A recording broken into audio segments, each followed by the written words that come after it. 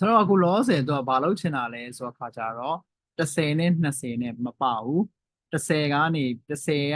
20ကြားထဲမှာ10နဲ့20ကြားထဲမှာရှိရခဏကိုထည့်မယ်ဆိုလို့ရှိရင်ဆရာတို့က village ဆိုပြီးတော့ပြမယ်တကယ်လို့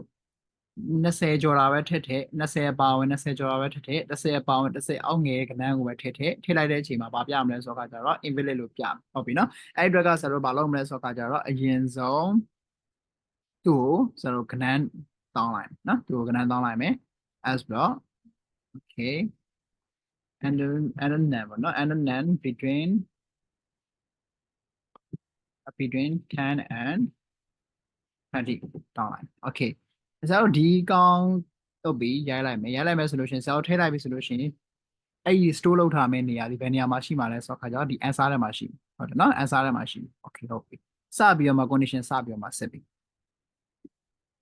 condition ကဘယ်လို condition လဲဆိုတော့ခါကျတော့10နဲ့20ကြားထဲမှာရှိတဲ့ကဏ္ဍတွေရိုက်ထည့်လို့ရှိရင်ဆိုတဲ့ဟာဖြစ်တဲ့အတွက်ဆရာတို့ဒီ teacher box က and operators ကိုသုံးရမယ်ဟုတ်ပြီနော် and operator ကိုသုံးရမယ်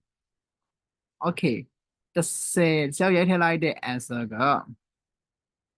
10ထက်ကြီးပြီးတော့နောက်ထပ် answer ကနောက်ထပ်တစ်ခုက20အောက်ကိုငယ်ရတယ်ဆိုလို့ရှိရင်ဟုတ်နော် answer ရဲ့သဘောတဘာဝလေး share condition ကနောက်က condition ကနှစ်ခုလုံးပြည်တယ်မှာသူဘာကိုပေးမှာလဲဆိုတော့ခါကြတော့ true ဆိုတဲ့ဟာကိုပေးမယ်နှစ်ခုလုံးမပြည်လဲဘူးဆိုလို့ရှိရင်ဘာပေးလဲဆိုတော့ခါကြတော့ဆရာတို့ false ပေးတယ်ဟုတ်လား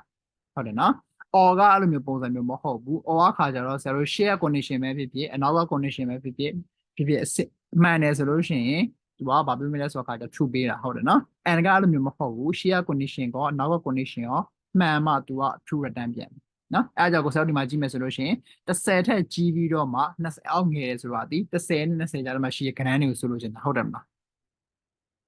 ဟုတ်တယ်နော် okay ဟုတ်ပြီ10နဲ့20ကြားထဲမှာဖြစ်တယ်ဆိုလို့ရှိရင်ဆရာတို့ဘာပြောမှာလဲဆိုတော့ကြတော့okay ဒီမှာကျ valid ပေါ့ okay VALID valid okay ဒါမှမဟုတ်ဘူးဆိုလို့ရှိရင်ဆရာတို့ဘာပေးမလဲဆိုတော့ကြတော့ VALID invalid okay ဒါဆရာတို့အမြဲတမ်းသွားပြီးတော့မှမေးမှာဖြစ်တဲ့အတွက်ဒါကြီးကိုဆရာတို့က green flag ကိုတော့မနှိမ့်ချင်ဘူးအဲ့တော့ဘာလုပ်ရမလဲဆိုတော့ကြတော့ဒီဟာ forever တဲ့ကိုထည့်လိုက် okay ဟုတ်ပြီကြိုက်စီအောင်10နဲ့20ကြားထဲမှာရှိတဲ့ခဏန်းဆိုတော့ okay 18ပေါ့18ကြားလိုက်တယ်ဆိုလို့ရှိရင် valid ဘာလို့ဆိုတော့10နဲ့20ကြားထဲမှာရှိဟုတ်ပြီနော်